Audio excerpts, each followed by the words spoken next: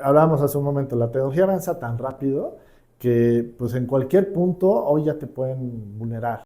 Los líderes de ciberseguridad, los CISOs, los directores en ese sentido, pues tienen la responsabilidad de exponer los riesgos al negocio y el negocio tiene la responsabilidad de decidir cómo lo mitiga. Hay una exigencia porque cada vez el usuario se ha vuelto más tecnólogo, ya sea obligado o de manera consciente. Sí. Este,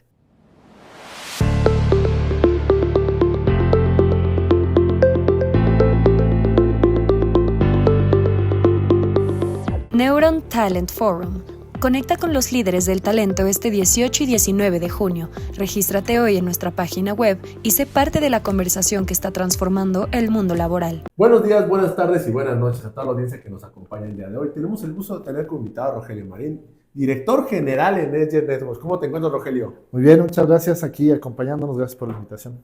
No, por acompañarnos. Y digo, antes que nada, felicidades por el nuevo puesto aquí como director general. Y Gracias. digo, aquí la principal pregunta dentro de esto que muchos directores de TI o muchos dentro del área, estoy seguro que tienen esta duda. ¿Cómo llegas a un puesto de dirección general en una empresa de tecnología desde este puesto tecnológico? Pues mira, definitivamente en esta cultura en la que Ujú, nosotros estamos es en base a resultados, ¿no? O sea, ujú. tiene que haber resultados en las tres capas, en la capa estratégica, dándole resultados a los dueños, a la estrategia, en la capa táctica, respondiendo a los compromisos que haces, ¿no? De tus Ujú. niveles de servicio, tus objetivos, etcétera, pero también haciendo un buen equipo operativo, o sea, necesitas estar pegado a la gente que Sí, ejecuta y que realiza y que te ayuda a lograr los objetivos, ¿no? Entonces, yo creo que dar resultados en esas tres capas es lo que da la confianza ujú, a que te asignen un puesto, un rol de dirección general.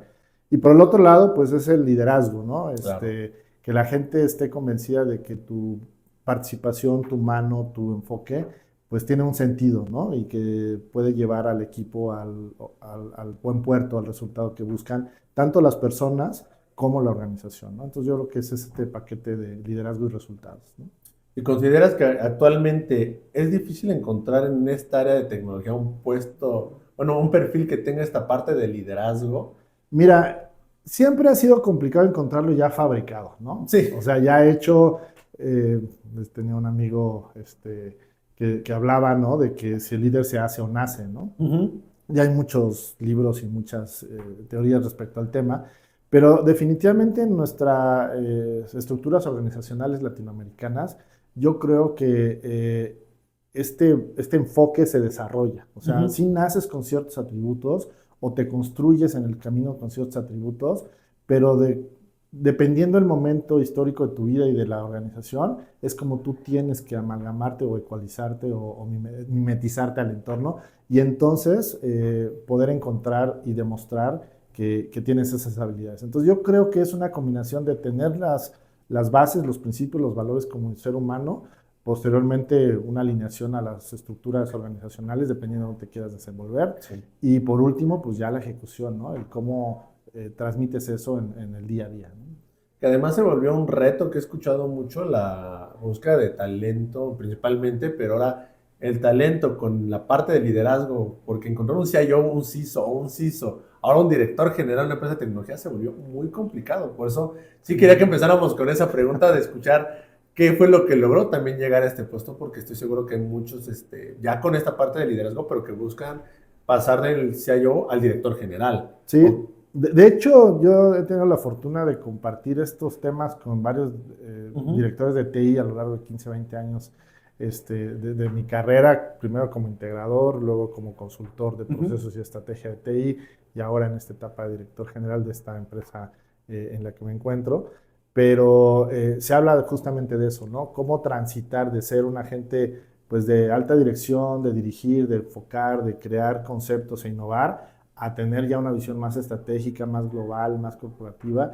Y siempre los tecnólogos, los que venimos de la base tecnológica, nos Sí. cuesta mucho trabajo, ¿no? Entonces ahora se habla mucho de este tema de los power skills, antes se hablaba del hard skill, el soft skill, Ujú. ahora se habla de los power skills, ya sabes que es un tema de moda, pero definitivamente yo creo que cualquier persona que esté en el ámbito tecnológico tiene que desarrollar, por un lado, las habilidades humanas, Sí. ¿no?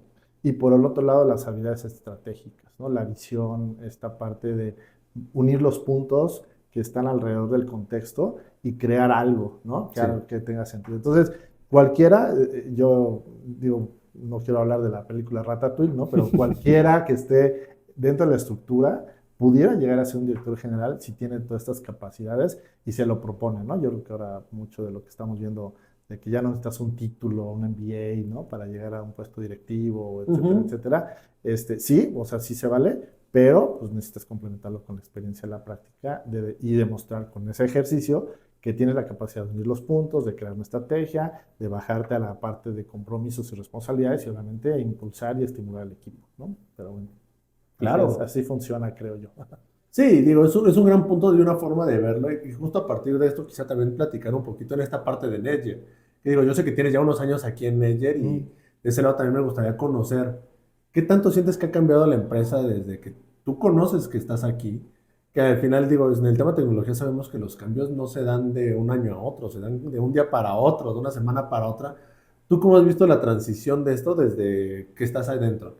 Mira, al interior de Netgear, históricamente la organización ha sido una empresa, como muchas, de músculo, ¿no? O sea, hace poco nos hicieron un ejercicio para identificar nuestra identidad como empresa.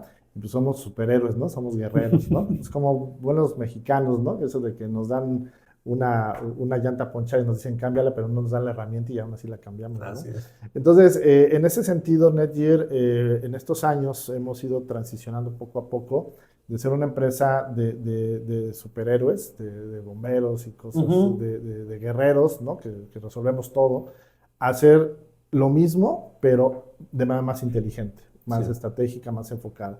Precisamente por lo que tú dices, la tecnología está cambiando tan rápidamente y las necesidades del mercado, de las industrias y nuestros clientes también, que muchas veces ellos no tienen la capacidad de hacer una estrategia para la adopción de esa tecnología y esperan que nosotros seamos quien hagamos esa propuesta, ese planteamiento, inclusive ayudemos a la adopción de una manera ágil, de una manera práctica. Entonces tenemos que ser muy guerreros en ese sentido, pero también muy inteligentes, muy estrategas. Entonces eso es lo que ha sucedido en estos 2, 3 años, sobre todo en la pandemia. Tuvimos que enfocarnos mucho en eso porque el músculo, el ser guerrero, pues ya no podía ser físicamente, ¿no? Tenía que ser remoto, tenía que ser con otro tipo de herramientas. Entonces tuvimos que ser creativos, innovar, etcétera, etcétera. Entonces, desde la forma en la que ejecutamos hasta la forma en la que construimos nuestras ofertas, hemos ido transformándonos, adaptándonos a esta realidad de mercado, ¿no? Digo, antes de la entrevista hubo una forma que me platicaste que tú usas como estrategia muy diferente para esta parte, me imagino que para la aplicación, la transformación y digo, me gustaría que la puedas igual y compartir con el público que seguro les va a ser muy interesante esta forma en cómo tú lo desarrollas. Mira, de hecho hace como 15, 20 años, 18 años más o menos, tuve la oportunidad de conocer a Alfonso Cuarón, muy al inicio de la carrera, y veía cómo ellos desarrollaban las grabaciones de sus contenidos, de sus películas y de sus producciones, y eso, ellos lo que hacen es la segmentación de los bloques de video, ¿no? O sea, Claro. cada momento de 5 minutos, 10 minutos toma N número de horas, pero se enfocan en eso, ¿no? Lo tienen que hacer muy a la perfección. Poco después me encontré en la etapa consultiva todo lo que son las mejores prácticas de ITIL, empezó a salir los modelos ágiles y hablaban de estas cosas, ¿no? De que tienes que hacer los scrums y las iteraciones, todo el rollo. Y va muy de la mano de esa experiencia de cómo se filma una película, ¿no? Entonces debes de tener clara toda la historia, pero debes dividirla en los momentos críticos y enfocarte a hacer las grabaciones o la ejecución en el caso de nosotros y enfocarte en eso para lograr ese periodo y luego el que sigue y luego el que sigue y entonces divides todo un proyecto en pedazos chiquitos y te enfocas en ese pedazo chiquito y luego te enfocas en otro y todo. Entonces esa forma de ejecución funciona para la parte de un proyecto de tecnología, ¿no? Sí. El otro componente pues es el factor humano, pero bueno, a nivel de ejecución pues estos modelos de cómo se filma una película a mí me impactó y lo empecé a usar cuando todavía no existía estos conceptos de métodos ágiles y estas cosas, ¿no? Que de ahí ha salido como esta transformación también, que de hecho algo que leí de ustedes es que tiene un enfoque muy fuerte en el tema en los servicios administrados. Sí, mira, nosotros sabemos que las empresas grandes ya han aprendido que la forma más eficiente y efectiva de adoptar la tecnología es a través de una tercerización, ¿no? Que es esta parte de los servicios administrados. Y los servicios administrados se convirtieron eventualmente pues, en una solución de la cual se abusó en su momento, porque todo el mundo creía que contratar a un tercero y echarle la culpa y decirle que era responsable de todo era la solución para los procesos tecnológicos. Sí. Obviamente se fue madurando, se fue aprendiendo de que no necesariamente era así, y entonces el mercado mexicano empezó a tener ya la capacidad de contratar esos servicios tercerizados, servicios administrados, de una manera más enfocada, ¿no? Con un alcance. Entonces nosotros nos hemos especializado justamente en estos últimos años en determinar cómo un servicio administrado debe de impactar a los niveles de servicio, pero también a los objetivos de negocio. Porque si lo dejamos solamente en la parte operativa, pues nos quedamos siendo un mal necesario. Sí. Si nos convertimos en un aliado estratégico de negocio, nos convertimos precisamente en un socio de negocio, y entonces ahora sí podemos dar una continuidad de largo tiempo a la organización. Entonces, si nos enfocamos en los servicios administrados, estamos transformando el concepto de servicios administrados a servicios orquestados, que ahora es tanto lo que se tiene que ver que no podemos administrar bloque por bloque vertical, sino hay que hacerlo como a nivel de nodos de valor, como si fuera una red multiplataforma y multiservicio. Entonces pasamos de la administración de servicios a la orquestación de servicios. En eso estamos, y eso es lo que vamos a estar impulsando los próximos años. Y ahorita también hemos visto que hay, bueno, dos soluciones de tecnología que vemos ya muy importantes en esta época. Uno es el tema de seguridad, toda la ciberseguridad, que hablamos de 1000 cosas dentro de esto, y todo el tema de redes en la nube, que también sabemos que es uno de los pilares aquí dentro de Netgear. Sí, nosotros tenemos dos grandes bloques, que es toda la parte de infraestructura, donde estamos viendo la parte de pasar de los modelos tradicionales on-premise y híbridos a servicios de nube, que es este tema de microservicios, infraestructuras a service, software as a service, plataformas a service, todo lo que ya se conoce. Y el tema de ciberseguridad es un complemento que hoy va a empezar a ser muy disruptivo por todo lo que hablábamos hace poco en el evento del cómputo cuántico, ¿no? Entonces, la ciberseguridad tradicional se tiene que evolucionar dentro de la estructura organizacional para poderle dar tranquilidad al negocio de que lo que está viviendo en la nube o en los servicios de cloud o híbridos o como los tengan, va a tener la garantía de confidencialidad, de seguridad, y que no vamos a tener riesgos en el camino. Entonces, esa combinación de infraestructura en la nube con ciberseguridad es lo que va a ser un gran diferenciador para el mercado respecto a la oferta de los negocios a los usuarios finales. Entonces, quien tenga la mayor tranquilidad o confiabilidad hacia el usuario es quien va a tener, pues ahora sí que mayor capacidad en el mercado, ¿no? ¿Y sientes que se ha transformado esto todo el mercado en cuestión tanto para las empresas, que son los que la consumen, como las empresas que lo tienen que desarrollar? ¿Sí sientes que ha cambiado mucho el mercado de estas dos partes? Mira, hay una exigencia de los usuarios finales de que, pues, quien provee los servicios o da acceso a ciertos servicios, pues, robustezca todas estas cosas, ¿no? Sí. Y nos damos cuenta desde que cuando compras con tu tarjeta o te metes a un e-commerce o te metes a una tienda física y que te piden o te ofrecen pagar ya casi con el carrito en la mano y sin pasar a las cajas. Entonces, hay una exigencia porque cada vez el usuario se ha vuelto más tecnólogo, ya sea obligado o de manera consciente. Sí. Y entonces exige esas cosas, ¿no? Obviamente también ha aprendido a exigir que se cumplan los ofrecimientos de las empresas respecto al tema de seguridad, privacidad de la información, manejo de los datos, etcétera, etcétera. Entonces estamos viendo un usuario digital más consciente, más educado, vamos a decirlo así, y más preocupado por esos aspectos. Entonces, sí hay más capacidad de responder, pero creo que todavía hay una brecha importante porque el usuario avanza muy rápido, porque él recibe la tecnología mucho más rápido de otros medios.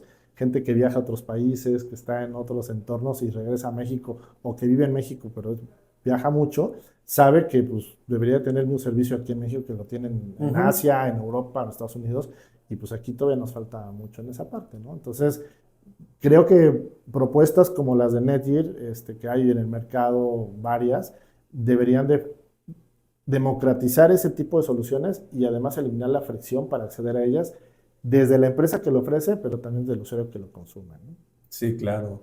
Y justo con esto, que hemos estado viendo la transformación del usuario final, ¿ves que ya es más fácil el tema de inversión de una empresa a esta parte de ciberseguridad? ¿Ya le entiende más o realmente todavía está un poquito esta parte, es que está caro o todavía no entienden al 100% por qué también llega a ser un costo pues mayor que otros softwares la parte de ciberseguridad? Mira, esto es un tema desde mi punto de vista cultural. No es un tema ni de que no esté identificado como un riesgo, ni de que sea caro o barato, sino de que nosotros históricamente todo ese tema lo resolvemos o con gente, ¿no?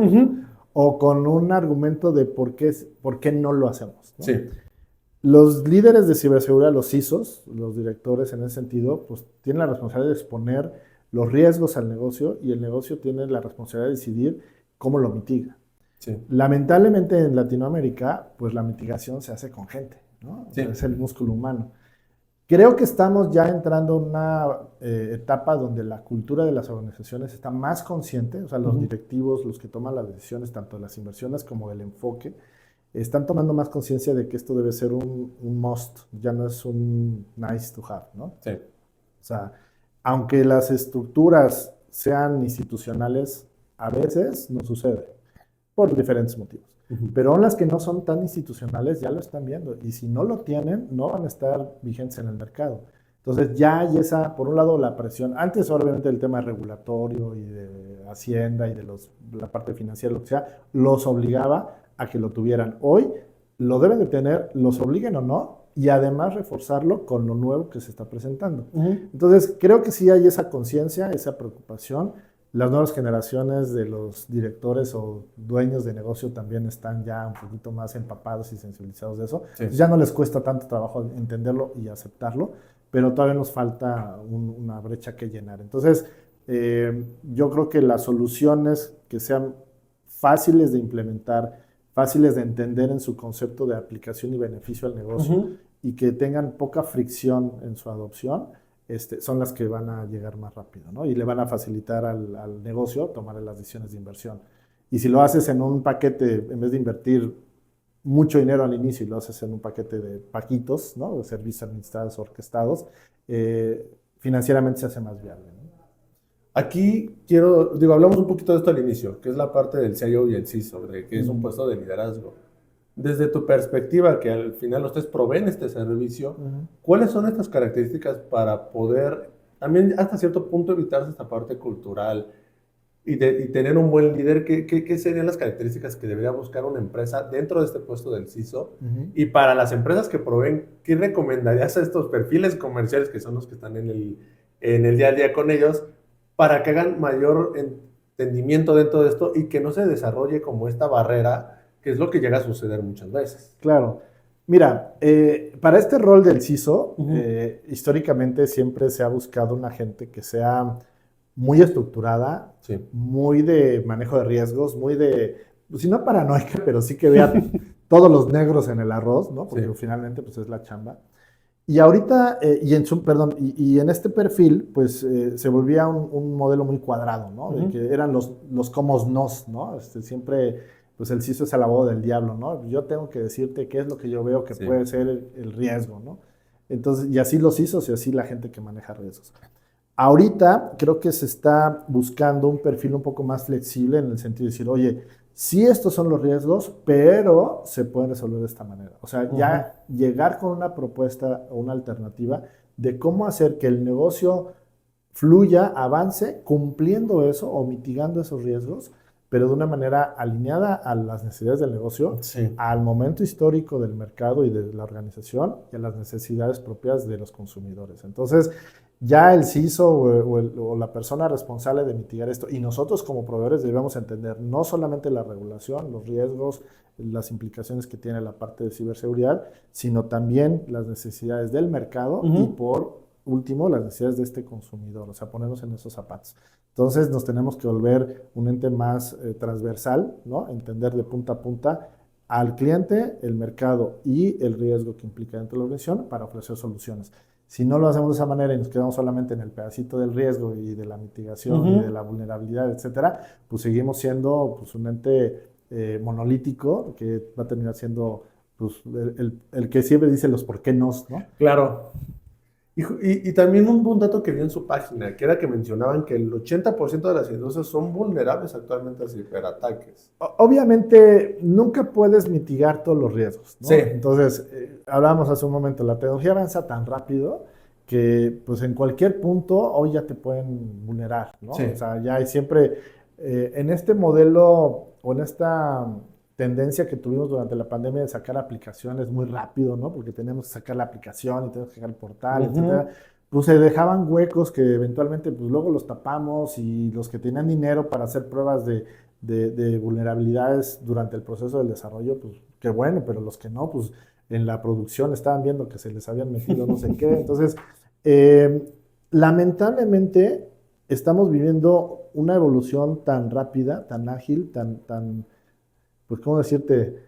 Tan fast track en este tema de los desarrollos y las implementaciones de tecnología, que pues siempre se dejan huecos, ¿no? Entonces, en todo momento hay riesgo y somos vulnerables, ¿no? Entonces, ese número del 80%, inclusive hasta podría parecer conservador, porque si tú liberas hoy una aplicación, aunque la hayas probado, seguramente alguien ya encontró al día siguiente cómo te puede vulnerar. Entonces, ahí hay que estar en una permanente supervisión, revisión y monitoreo de los riesgos, hablando de cosas digitales, pero también de cosas físicas, ¿no? Sí. En el entorno de una tienda física, en el entorno de la logística, en el entorno inclusive del factor humano. Entonces hay que implementar estos mecanismos de supervisión y monitoreo continuos para el tema de riesgos y vulnerabilidades, ¿no? Entonces, ese 80%, pues, sí, tómenselo conservadoramente. Sí, justo, y en eso, ¿qué sectores son los que actualmente sientes que están más expuestos y que incluso podemos pensar que no están haciendo la inversión necesaria por el tipo de industria que llevan, que de repente nos ha tocado ver en la industria energética que sufre mucho hackeo? En el tema industrial podemos irnos a cualquier tema, hablábamos hasta en cementeras hace un momento, Sí. en tema automotriz, podemos hablar en temas tan minero, incluso porque el tema ya mucho está digitalizado y esto permite que pueda ser hackeado. Sí. No es el hecho de no hacerlo, porque al contrario, también se tiene que digitalizar. Claro. Pero tú, ¿qué consideras que está sucediendo en esto? ¿Cuáles son las industrias que están con mayor riesgo actualmente y qué deberían hacer en este momento? Mira, hay una industria que está viéndose impactada por la tecnología, que es la industria del transporte o la movilidad, ¿no? Sí. Entonces, industrias que típicamente no eran digitales, ¿no? O que no usaban la tecnología a este nivel, pues son las que tienen mayor riesgo porque tienen menos experiencia en cómo manejar esas cosas, ¿no? Entonces, de entrada, pues esos habría que identificar, por ejemplo, el sector educativo, por ejemplo, donde ahora hay tantas cosas en aplicaciones, se están interactuando los niños. Ahí estamos hablando de otro tipo de riesgos todavía más fuertes, ¿no? Porque estás hablando de un ser humano, un menor de edad, etcétera, etcétera. Entonces, yo te diría que la industria del transporte está llevando ahorita un riesgo importante porque desde la parte de los proyectos de sistemas autónomos o vehículos autónomos, ¿no? Te hackean un auto y pues, ¿no? Ya valió, ¿no? El tema de ciudades inteligentes, ¿no? El hecho de que tengas todo un ecosistema de cómo abrir un negocio de manera automatizada, cómo pagar tus impuestos, cómo hacer retiros en el banco, cómo hacer transferencias. O sea, la ciudad inteligente va a integrar todo eso. Entonces, si lo vemos como ecosistema, esos son como que pues, los ecosistemas en los que hay unos riesgos importantes. Si lo vemos como industria, las mayores industrias con riesgos son las financieras, ¿no? Esas están vulnerables en todo momento porque hay dinero de por medio, ¿no? El retail, los e-commerce, todas estas plataformas también, ellas han avanzado mucho, pero siguen siendo las más vulneradas y las que tienen más riesgos.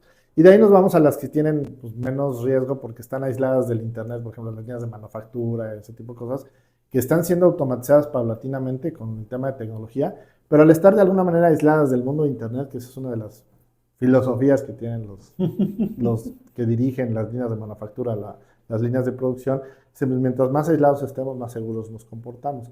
Eventualmente eso va a cambiar porque ya no hay manera, porque la data al final del día que se tiene que procesar y se tiene que compartir, lo tienes que hacer a través de un mecanismo pues, de comunicaciones de internet. Entonces, ahí hay riesgos que se tienen y se están evaluando, pero yo creo que en México específicamente, donde yo veo todavía riesgos importantes, aunque se ha trabajado mucho, sigue siendo la financiera y la de retail, la parte de e-commerce. Sí, que eso lo vamos a seguir viendo, que incluso para el usuario final vemos que existen páginas falsas hasta de marcas de premium y las que tú quieras, porque esa es una forma de hackeo que también existe para el usuario final. Total. Y en la parte manufactura nos ha tocado escuchar que incluso muchos quieren implementar temas de inteligencia artificial para mejorar o evitar la menor cantidad de producto que sale mal. Exacto. Sí, y al final, si quieres implementar ese tipo de escenarios, como mencionas. Necesitas una conexión a internet, el visual computing, la logística en los camiones, que te quieres meter una cámara y que identifique que si está el robo hormiga y que te mande la alerta. Todo eso tiene que establecer comunicación a través de medios digitales. Entonces, se ponen en riesgo los datos al Sí. estar pasando por estos mecanismos de transmisión, ya sea por internet o por señales de telefonía celular o lo que sea. Entonces, todos esos elementos están en riesgo.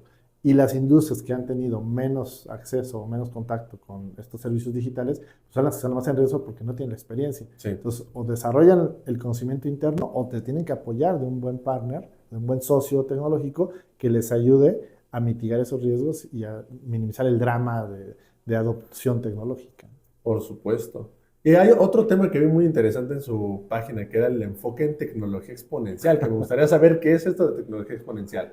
Pues mira, hay un concepto desde hace como 20 años que habla de las tecnologías exponenciales en general, ¿no? Las tecnologías exponenciales se definen hacia grandes rasgos como aquellas que te ayudan a acelerar 10 veces tus procesos a través del uso de la tecnología. Okay. Y en ese entonces, pues ya se hablaba de inteligencia artificial, de IoT, de blockchain, de todas estas cosas, ¿no? Entonces, para nosotros, las tecnologías exponenciales son una herramienta para empoderar a la persona que está dando los resultados dentro de la organización. De hecho, nuestro propósito es ese, exponenciar organizaciones empoderando a las personas a través del uso inteligente de la tecnología, ¿no? Entonces, ese es como nuestro enfoque. Y la tecnología exponencial hoy, pues ya no es exponencial, ¿no? Ya ahora ya se ha vuelto hasta un commodity, ¿no? Ya la inteligencia artificial, sí. Ya todo te dice, oye, pues si no es inteligencia artificial ya estás obsoleto. Oye, ¿a quién le preguntas? ¿A Google o no, a ChatGPT? Ya desde ahí, ¿no? Te empiezan pues a etiquetar en ese sentido. Entonces, las nuevas tecnologías exponenciales que vamos a estar viendo son el cómputo cuántico, ¿no? La logística espacial, ese tipo de cosas son las que ahora se van a convertir como tecnologías exponenciales. Entonces es un ciclo de cómo las tecnologías disrupten o habilitan o incrementan en 10x, o sea, 10 veces, lo que hoy haces, ¿no? Sí. Entonces, ese sería como el concepto para identificar tecnologías exponenciales. Y dentro de Nedger, ¿qué tecnologías nuevas están viendo que van a tener mucha fuerza durante el 2025? Que incluso en una entrevista me contaron que no iba a ser la inteligencia artificial la más fuerte, sino el tema de data.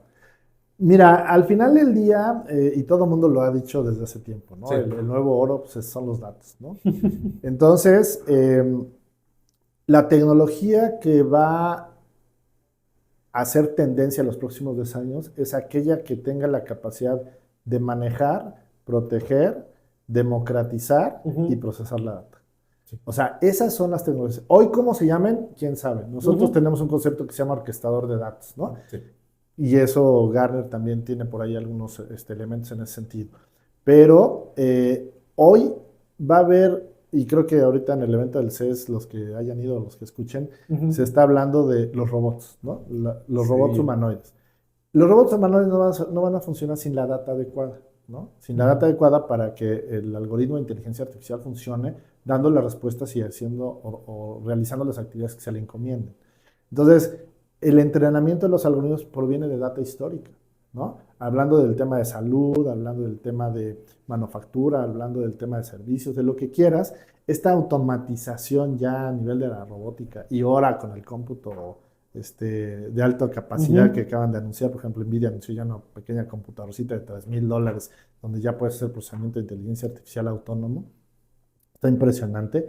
Y lo que viene del cómputo cuántico todavía más, ¿no? Entonces, todo lo que tenga que ver con el manejo eficiente de los datos, con esta capacidad de minimizar la latencia en las respuestas del acceso a la información, el procesamiento de la información y la ejecución a través de un mecanismo robótico, un mecanismo de aplicación o un mecanismo de lo que sea, eso es lo que va a ser la tendencia. ¿Cómo se llama esa tecnología? Inclusive hoy no tiene un nombre, pero la orquestación de datos es uno de los elementos que viene muy, muy, muy fuerte.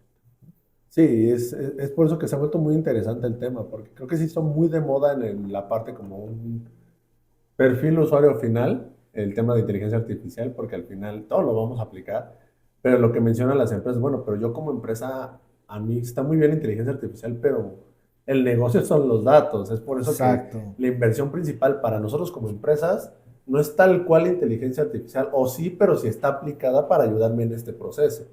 Un paradigma importante en eso es que todos los consultores cuando se hacía Business Intelligence, Ujú. decía, a ver, si el dato no está limpio, si el dato no está estructurado, si el dato no está consolidado en un punto, pues entonces no se puede tener una información fidedigna de analítica de datos, ¿no? O analítica avanzada. Hoy la realidad es otra. ¿Por qué? Porque ninguna empresa va a tener eso para poder salir al mercado a hacer una oferta de una aplicación o de Ujú. un servicio digital. Entonces, la vuelta o la forma en que se ha dado la vuelta a eso es cómo unes la información en tiempo real, porque además tiene que ser en tiempo Ujú. real, para que se tomen las decisiones o las aplicaciones ofrezcan o hagan o interactúen con este consumidor de manera efectiva. Entonces, este tema de la orquestación, donde las fuentes de datos están dispersas, están en formatos diferentes, se genera información al vuelo, Ujú. la única forma de hacerlo es a través de la orquestación de datos. O sea, porque no puedes tener o pedirle al cliente que invierta cientos de miles de dólares en optimizar su data. Entonces la tienes que poner como la tiene. Y sobre todo empresas latinoamericanas o que estamos en este proceso de desarrollo, pues la tienen hoy donde la tienen y como la tienen. Entonces es pedirle que se esperen a que ponla, formateala, organízala, pues lo sacas de mercado, los dejas muertos. Entonces, la inteligencia artificial necesita ese tipo de data. Ujú. Lo que sí hay que entender es que el negocio necesita aprender y saber y conocer formalmente sus procesos, el flujo de sus procesos. Si no conoce el flujo de sus procesos, ahí sí es lo primero que hay que hacer, porque la data nace de eso. Y si tenemos claro el flujo del proceso, sabemos dónde está la data que necesitamos y entonces la vamos y la buscamos de ahí y se la entregamos a los algoritmos, los entrenamos con eso y ahora sí podemos tener una aplicación de inteligencia artificial efectiva de acuerdo a lo que yo genero como negocio, ¿no? Ese es como que el secreto ahorita para las estructuras que necesitan salir ágilmente a dar una respuesta digital al mercado y que la data que hoy tienen, pues Ujú. la tienen como está, ¿no? Y punto, ¿no? Y creo que para todo tipo de nuevas tecnologías que vaya a implementar hay que conocer bien el proceso. Por eso ha tocado mucho ver bueno, quiero contratar nubes, sí, pero ahorita no lo hagas porque no tienes esto. Oye, pero ya es quiero poner inteligencia artificial, sí, pero ¿cuál? Porque no es nada más el tengo inteligencia artificial. Oye, voy a meter ciberseguridad, perfecto, pero necesitamos esto para poder nosotros implementarla como el que brinda. Que al final me imagino que dentro de su consultoría pues ayudan a encontrar todo eso. Al final del día son mucho de esto lo basamos mucho en los modelos de Gartner, ¿no? Ujú. Gartner habla de los modelos de madurez, ¿no? Entonces, cuando hablamos de cultura, justamente lo que hablamos es de la madurez de la organización en cuanto a tema de la adopción tecnológica. Ujú. Entonces, cuando la empresa tiene una madurez baja o es incipiente, pues normalmente lo que hace es trabaja como le enseñaron, ¿no? No hay una mejora continua de los procesos ni de Sí. la optimización de los flujos de información y por lo tanto la información está dispersa, ¿no? Una parte está en la máquina del director general, otra parte está en el operativo de la máquina, etcétera, etcétera. Entonces, dependiendo del nivel de madurez, que es lo que hay que hacer primero, entender el estado actual que vive la organización, entonces se pueden hacer propuestas para que la adopción tecnológica tenga menos drama en el proceso, o sea, Ujú. menos dramática.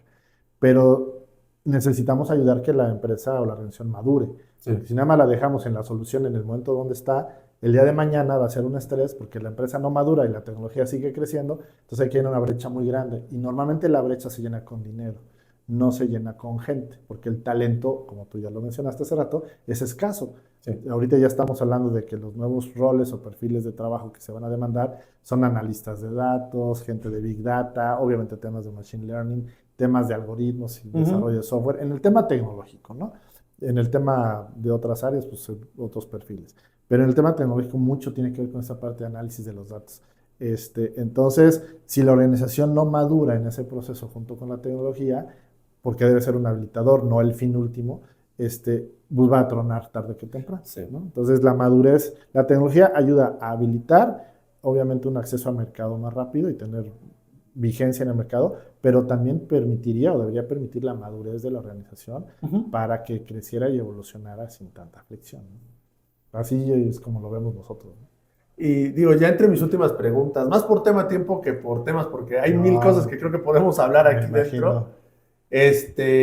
Me gustaría saber cuál es tu visión en estos momentos, justo entrando en este puesto de un mayor liderazgo dentro de Netgear. ¿Qué podemos esperar en el siguiente año? Digo, no digo más porque una empresa de tecnología, un año es muchísimo ya tiempo para pensar qué va a suceder, Uh-huh. pero me gustaría escuchar de tu lado qué es lo que podemos esperar para ustedes. Mira, de nosotros al interior, lo que estamos construyendo es una oferta de valor que tenga que responder a las necesidades del mercado de los próximos 10 años, ¿no? Ujú. ¿Qué es lo que va a estar sucediendo? Y nuestro foco está en dos grandes verticales. La observabilidad en todos los aspectos tecnológicos, infraestructura, aplicaciones, servicios, obviamente el tema de los datos. Y por el otro lado, la orquestación de esa información para dar respuesta a las necesidades del mercado, las exigencias del mercado.